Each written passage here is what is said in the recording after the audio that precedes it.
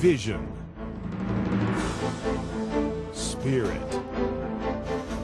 Creativity. Forces that drive discovery and innovation. Forces at work in American industry. Improving life today. Inspiring progress tomorrow.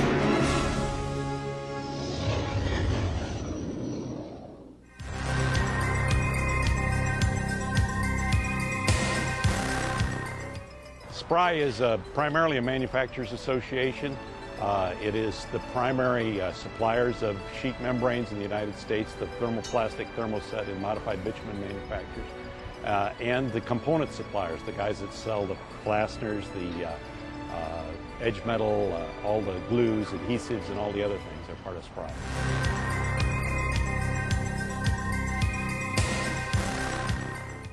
When SPRI was founded, the building codes were almost shutting the industry down because people didn't understand how a thin sheet of roofing could survive the weather, because they didn't understand this thing and what the requirements are for as far as wind, as far as weather, as far as all the elements that destroy a roof. All of those things have been collectively gathered in organizations like SPRI and brought to the manufacturers so they can go off and do their own thing and make the new products that are needed.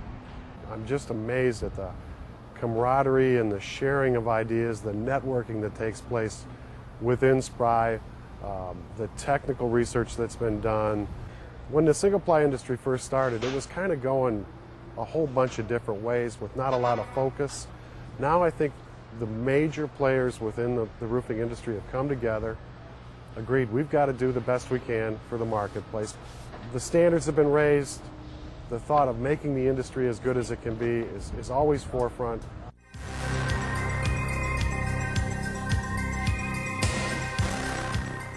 America has undergone a roofing revolution over the past 2 decades. Advances in technology have led the $30 billion industry to develop dramatically designed, energy-efficient, and longer-lasting single-ply roofing. Back in the mid-70s, expected life of a roof was approximately 7 to 8 years.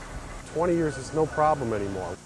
The metamorphosis in roofing was sparked in the 1970s by skyrocketing fuel and asphalt costs. Building owners demanded better roofs for less money. The single-ply or sheet membrane industry, still in its infancy, responded by banding together into an organization called SPRI, which pushed to raise the quality of its products.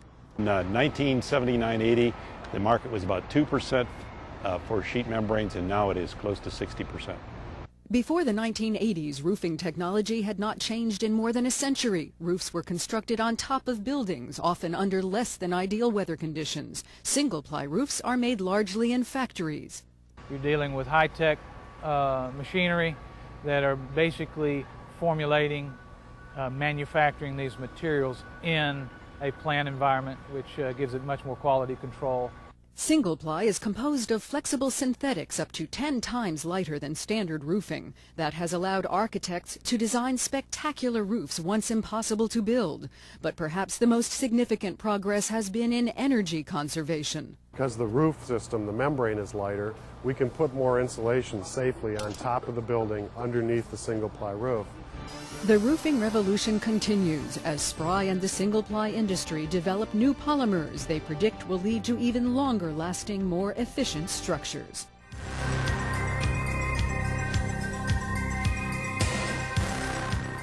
SPRI has raised the quality standards a great deal. These were fierce competitors. These were young entrepreneurs in the early 80s. And so they were really challenged to even think about sitting in the same table with their competitors. But they did. And that's how they made progress. It's typical of industry today. People are much more realizing that you got to get together to work and make things happen. A building owner does not want to think about his roof. It's out of sight, out of mind. There'll be computer equipment below, fire protection sensors and equipment. All that, which we never used to have to the high-tech degree that we have now, are all protected by the roof, and a leak is disastrous. So if he's got a good single-ply roof in place, it's much more easy to put it out of his mind and not be worried about it.